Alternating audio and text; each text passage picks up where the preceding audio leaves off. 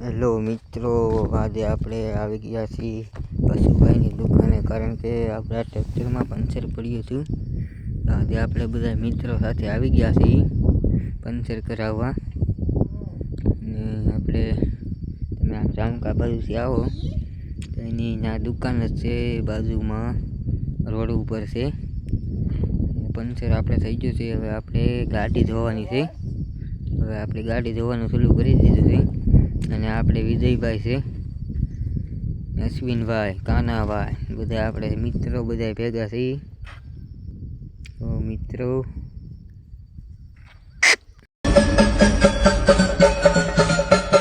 आप्पा बीटचा जर टोका चुकला ना तर पैसे परत.